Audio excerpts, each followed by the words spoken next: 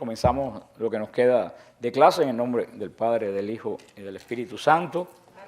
Amén. Amén. Yo espero que ya cuando regresemos no haya tanto anuncio, podamos pues entrar de lleno en Samuel. Estábamos en Samuel 18. Ayer, la semana pasada hablamos claramente del matrimonio de David con Mical y aclaramos bien el punto de lo que era el matrimonio en la antigua alianza y lo que es el matrimonio en la nueva alianza. Sabemos que en Samuel 18, del 28 al 30, vemos que la intención de Saúl era pues tener a David cercano, y manteniéndolo cercano, mandándolo a la guerra. ¿Para qué? Para que lo mataran. Porque ¿qué es lo que anidaba en el corazón de Saúl? Envidia, que es como una serpiente enroscada en el corazón del hombre. Pero Jonathan, ¿se acuerda de Jonathan? ¿Quién era Jonathan? El hijo de Samuel. Jonathan, hay una característica de Jonathan en lo que hemos hablado. ¿Cuál era la característica de Jonathan en lo que hemos hablado? ¿Alguien se acuerda? Que tenía un pensamiento parecido al de David. Pero hay una característica que yo dije que era la característica de Jonathan. José lo dijo. Jonathan es una persona fiel a la amistad. Jonathan es una persona extremadamente fiel a quien él le daba su amistad a alguien. Que todo lo que ustedes dijeron lo tenía Jonathan, pero así como dijimos que doña Carmen, ¿cuál era la palabra que la definía? Oración. Y Ana María, fidelidad. Si vamos a hablar a Saúl, ¿cuál era Saúl? Soberbio, extremadamente soberbio. Si hay una palabra para definir a Jonathan, era un amigo fiel. Y es que es un amigo fiel, es un hermano fiel, es un padre fiel, es un hijo fiel, porque la fidelidad es algo que nace dentro de uno. No hay una persona que sea fiel a este y no sea fiel a aquel. La fidelidad es algo intrínseco de la persona. Pero Jonathan no solo era una persona fiel, era una persona extremadamente justa. Por eso que se parecía a David. Era una persona justa. Porque ¿qué tú haces con ser fiel e injusto? Una persona fiel e injusta siempre está siendo fiel a causa mala. ¿Cuánta gente conocemos que son fieles a causas totalmente malas? O sea, que no solo ser fiel, es ser fiel y ¿qué cosa? Justo. Porque Saúl era fiel a sí mismo. Pero Jonathan era fiel en la amistad, era fiel como hijo, pero vamos a ver que muere con su padre. Pero también era un hombre que justo. Y Jonathan, por supuesto, viviendo en el palacio con su padre, se enteró de que la intención de Saúl de matar a David. Y vamos a ver cómo Jonathan se lo dice a David. Le dice las intenciones que tenía su padre. ¿Por qué? Porque él podía ser fiel a su padre. Y por supuesto era fiel a David. Pero aparte de la fidelidad, ¿qué cosa tenía él dentro de sí? Justicia. Y en la fidelidad, ¿hacia quién tú te inclinas? En una fidelidad, ¿ante quién uno se debe inclinar? Hasta la verdad. Porque tú puedes ser fiel a tu familia, pero si tu familia te quiere desviar de Cristo o te quiere poner a vender droga, tú no tienes por qué guardar fidelidad a tu familia. Porque tu primera fidelidad, ¿a quién es? A Dios. Tú tienes que ser fiel a tu país, pero tu país no te puede obligar a abortar, no te puede obligar a otra cosa, porque antes que el país tú eres fiel a Dios. Nosotros tenemos que ver nuestra fidelidad. Jonathan podría haber dicho, la verdad que mi papá quiere matar a David, David es amigo mío, pero como Saúl es mi papá, yo no voy a decir nada. Una persona justa hizo lo que hizo. Y eso en nuestra vida diariamente lo vamos a enfrentar mucho. Hay veces que tenemos un falso sentido de fidelidad, tanto en el matrimonio, como en la familia, como en los amigos. Fidelidad no es aguantar todo. Fidelidad es vivir ¿en qué? En la verdad. Lo que te ata a ti en la fidelidad es la verdad y la justicia.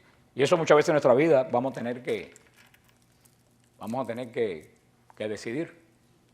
Nosotros no podemos ser fiel a algo que es injusto. Hay una fidelidad por encima de la familia, por encima de todo, que es la fidelidad a la verdad. Y Dios es la verdad. La fidelidad a Dios exime todas las otras fidelidades. Y ya vemos la característica de Jonathan. Jonathan era fiel, pero al mismo tiempo justo. Dice en 18:28, en primer libro de Samuel, 18:28, temió Saúl, pues sabía que Yahvé estaba con David y que Mical, hija de Saúl, lo amaba. Aumentó el terror de Saúl hacia David y fue siempre hostil a David. Salían los jefes de los filisteos, pero en todas sus incursiones obtenía David más éxitos que los demás servidores de Saúl y su nombre se hizo famoso. Aquí tenemos, si Dios está contigo, tú no tienes que forzarte en ser bueno. Hay gente que quiere demostrar que son buenos y quieren demostrar los carismas, los dones que tienen. Si tú tienes un don o un carisma, tú te puedes esconder abajo de una piedra. Que si ese carisma y ese don es de Dios, la gente lo va a encontrar y Dios lo va a manifestar. Ahora, ¿cuánta gente hay que se quieren vender y que todo el mundo lo note? En la vida espiritual tú no tienes que hacerte notar. Tú tienes que ser fiel y humilde. Por eso el Señor se lo dijo a los que llegaron y se sentaron en la primera fila. Le dijo, váyanse para atrás y los últimos, por eso dijo, los últimos serán los primeros. ¿Quiénes se sentaron primero? Los que no tenían juicio, los que no tenían sentido los que tenían demasiado juicio sobre sí mismos. ¿Qué demostraba sentarse adelante? Yo soy importante. Yo soy importante, por eso me siento adelante. Los sensatos no son los que se fajan a los primeros puestos, los sensatos son los que se quedan atrás y espera que el Señor te mueva. Yo siempre a través de toda mi historia en la iglesia me he dado cuenta que todos los sacerdotes que se mueven mucho haciéndose notar para ser obispo, jamás llegan a obispo, nunca. Y con excepción de Benedicto XVI, el lema en Roma era, el que entra al cónclave papable sale cardenal. Todos los que ponían la lista, estos son los que futuros papas, ninguno salía. El Espíritu Santo sacaba el que menos nadie, como Juan Pablo II, que nadie tenía la menor idea de que Benedicto fue una excepción en toda la iglesia, pero Benedicto fue continuador de la obra de Juan Pablo II y Benedicto tenía que estar ahí para terminar la obra de Juan Pablo II. Pero vemos cómo, por mucho que David quería no destacarse, ¿qué hacía su misericordia y su justicia? Lo hacía destacarse más. Destacarse más. Y mientras más se destacaba, ¿qué pasaba en el corazón de Saúl? Crecía la envidia y crecía el miedo. Muchas veces la envidia y el miedo es inseguridad en uno mismo. El que está seguro de uno mismo y de qué es, ni tiene envidia, ni tiene miedo. Yo siempre digo también a las personas, los celos es la máxima expresión de la inseguridad personal. Una persona que está segura de sí, de lo que tiene que ofrecer en todos los aspectos, no tiene celo. Ahora, el que está inseguro de sí mismo, pues cela. Entramos en el capítulo 19, en estos 15 minutos que nos quedan. Y dice, perdone, porque tengo oír la garganta terrible. Dice, Saúl dijo a su hijo Jonathan y a todos sus servidores que haría morir a David. Pero Jonathan, hijo de Saúl, amaba mucho a David. Y avisó Jonathan a David diciendo, mi padre Saúl te busca para matarte. Anda sobre aviso mañana por la mañana y retírate a un lugar oculto y escóndete. Yo saldré y estaré junto a mi padre en el campo donde tú estés y hablaré por ti a mi padre. Veré lo que hay y te avisaré. Habló Jonathan a Saúl, su padre, en favor de David y dijo, no peque el rey contra su siervo David, porque él no ha pecado contra ti, sino que te ha hecho grandes servicios. Puso su vida en peligro, mató al filisteo y concedió al Señor una gran victoria para todo Israel. Tú lo viste y te alegraste. ¿Por qué pues vas a pecar contra sangre inocente, haciendo morir a David sin motivo? Escuchó Saúl las palabras de Jonathan y juró, vive el Señor, no morirá. Llamó entonces Jonathan a David, le contó todas estas palabras y llevó a David donde Saúl y se quedó a su servicio como antes. Mira lo que puede hacer una persona que tiene palabras de sentido común. Otro amor hubiera dicho, de mi padre es un sinvergüenza, qué sé yo. Él dijo, antes de juzgar, ¿qué es lo que voy a hacer? Hablar. ¿Y hablar con qué cosa? Con la verdad. Con la verdad. Muchas veces antes de hacer juicio tenemos que ver cuál es la verdad, porque muchas veces cuando hacemos juicio nosotros nos impedimos de ver la verdad. Una persona me decía, antes de entrar aquí, me decía que cuando esa persona tiene tiempo siempre va al Santísimo Sacramento el tiempo que sea, una persona que va allí, y le dijo, tú vienes aquí porque no tienes otra cosa que hacer. Y yo le dije, tú lo que ha hecho esa persona, que esa persona al ponerte a ti en juicio, se está poniendo él en juicio. Y yo le he preguntado, ¿en qué tú te basas? ¿Tú lees mi interior? ¿Tú ves mi interior? Tú puedes decirme que yo estoy aquí porque me soy. Y además, mira, si te sobrara el tiempo y tú vas al Santísimo, ¿cuánta gente le sobra el tiempo y no se les ocurre ir al Santísimo? Pero vemos como inclusive dentro de la iglesia hay gente que es lo primero que hace, juzga. En vez de preguntar, oye, qué bueno, tú tienes vida de oración, ¿por qué estás tanto tiempo aquí? Que lo hubiera explicado, mira, yo siento esto y esto. Eso es lo que hace una persona insegura espiritualmente. ¿Tú sabes lo primero que hace? Juicio. Este está más tiempo aquí que yo, no va a ser porque va a ser más piadoso, porque si yo teniendo el tiempo junto con él está más tiempo que yo aquí, entonces quiere decir que yo soy menos piadoso. Entonces, ¿cuál es la conclusión para consolarse? Es que a él le sobra el tiempo. Eso, el acomplejado, el que se siente inferior, siempre se pasa la vida haciendo juicios para justificarse a sí mismo.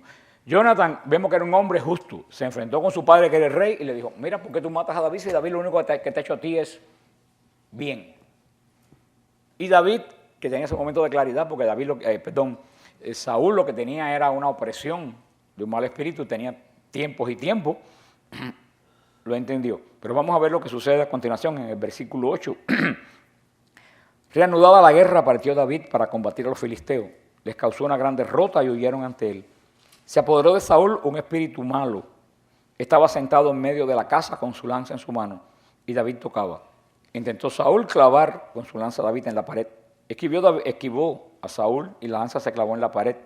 Huyó David y se puso a salvo aquella misma noche.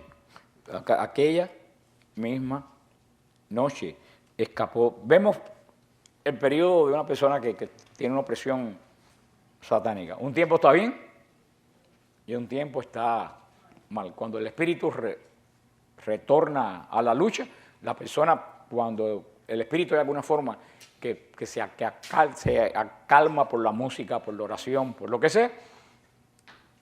Por eso, claro, en estos tiempos la gente no lo sabía. Nosotros tenemos hoy el arma para la opresión. ¿Cuál es el arma para la opresión? La oración de liberación. Ante todo, confesión, porque no hay oración de liberación que funcione si primero no hay confesión. Tú puedes ir a mucha oración de liberación y de sanación, y más todavía lo voy a decir, oración de sanación. Tú puedes ir a mucha oración de sanación. Si tú no estás en gracia, pues el Señor puede hacer un milagro, pero no es lo más normal. Mucha gente le da solamente la importancia a la sanación y eso también es un chamanismo cristiano. Estamos aquí que somos curanderos y no somos curanderos, estamos para mostrar el poder de Dios. Por eso una persona que se ora por sanación, una persona que se ora por liberación, tú sabes lo primero que hay que decirle, haz una buena confesión. Y después ven y vamos a orar por ti. Porque la confesión es fuente de liberación, poderosa fuente de liberación. El pobre Saúl no tenía eso y hacía lo que podía. Fijémonos en la reacción de Saúl al regreso de David victorioso. Cuando viene David con la victoria, ¿qué viene sobre Saúl? Un espíritu malo. Porque el demonio no soporta que los justos se destaquen. No quiero decir que tienen opresión espiritual ni que están endemoniados, porque ustedes conocen a personas que cuando todo el mundo está feliz en la familia o en un grupo, enseguida trata de rogar la felicidad, de sembrar inquietud en la familia. No ser opresión, pero hay que tener el ojo puesto sobre esa persona. Porque cuando el demonio ve unidad, ve alegría que viene de Dios, ¿qué es lo primero que quiere? Romperlo. Vemos la redacción, es una escena muy, muy dramática. David está tocando el arpa y Saúl tiene su lanza en la mano. David sabe que la hora le viene cuando Saúl arrojara aquella lanza contra él. También sabe que ya no vive sin peligro en el palacio, que aunque está casada con Micol, está en peligro. Y dice en el versículo 11, envió Saúl gente a casa de David para vigilarlo y matarlo por la mañana. Pero su mujer Mical advirtió a David, si no te pones a salvo esta misma noche, mañana morirás. Mical hizo bajar a David por la ventana. Él partió y se puso a salvo. Tomó Mical los ídolos y los puso en el techo.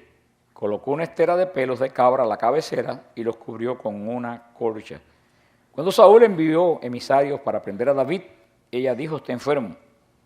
Saúl envió emisarios para ver a David y les dijo, tráiganmelo en su lecho para matarlo. Entraron los emisarios y hallaron los ídolos en el lecho y la estera de pelos de cabra en la cabecera.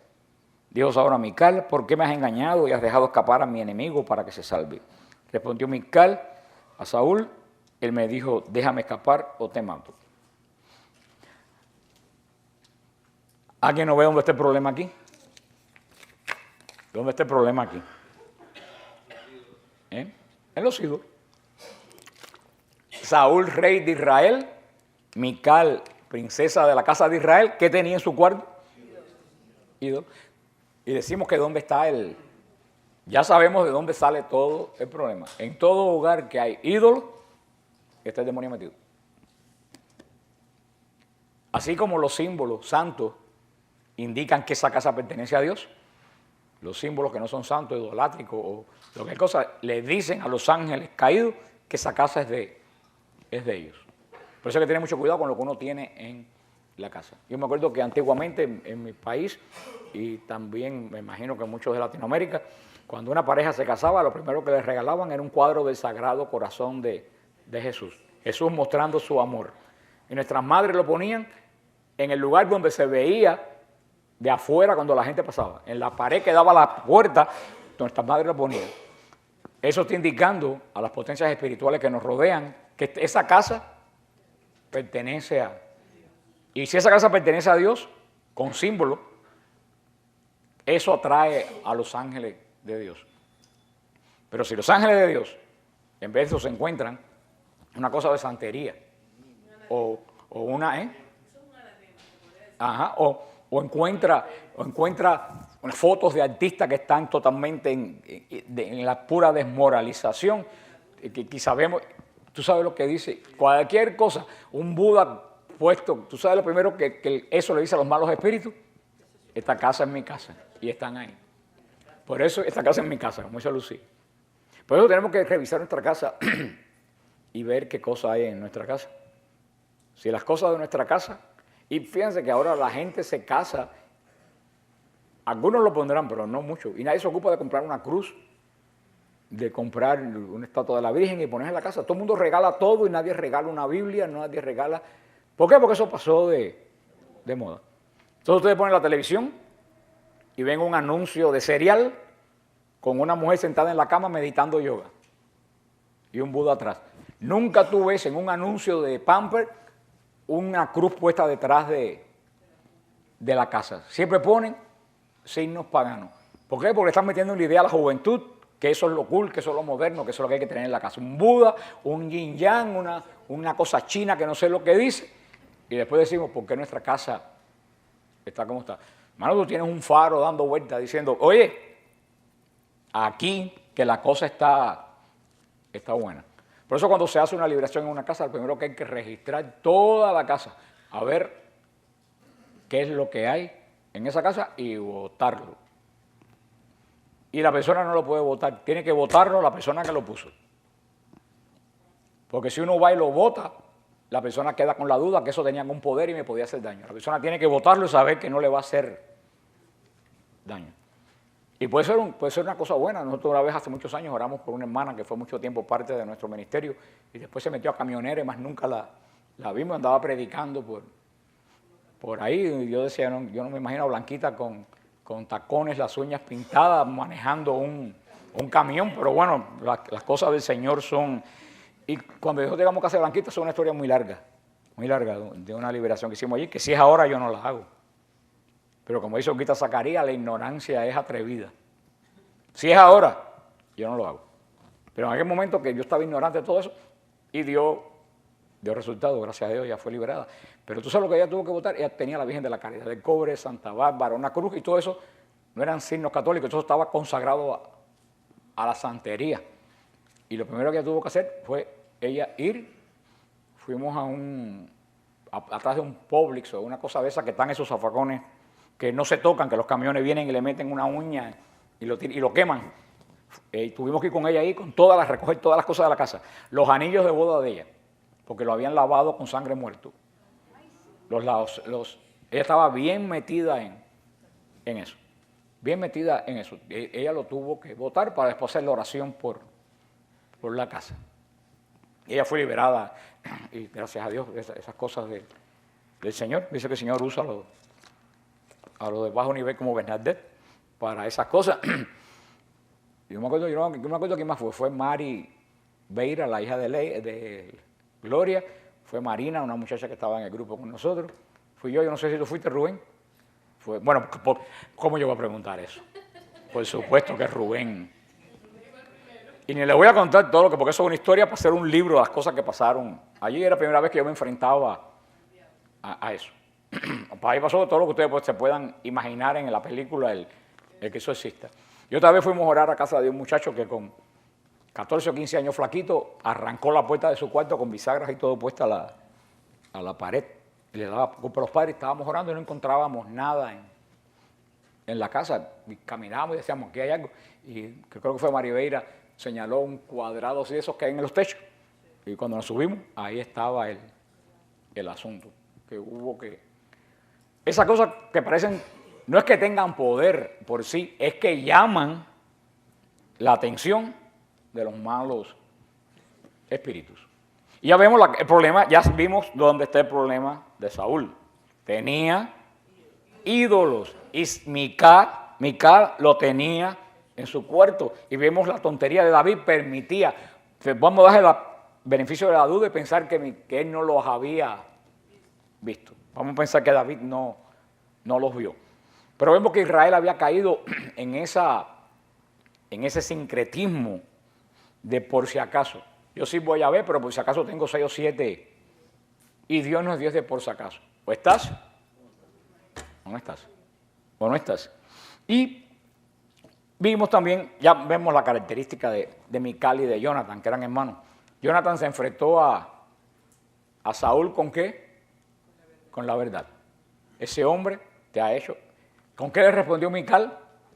Con la mentira. Ay, la amenazó de muerte. Pues. Ya vemos ya que la vida de Mical es muy diferente a la vida de Jonathan. Y vamos a ver cómo terminó Mical. Porque Mical terminó como terminó, no por un día a otro. Mical terminó como terminó porque empezó mal. Así que cuando vengamos de Israel, seguimos con la huida de David, cuando tuvo que huir y convivir con bandidos, porque en la vida de David todo pasó. Así que también pues les quiero pedir que oren por María. María hoy entró al monasterio, ya está detrás de la clausura. Así que oremos por María y oremos por Analía, también la hermana del grupo de nosotros, que está también en ese mismo monasterio. Están las dos en el mismo monasterio.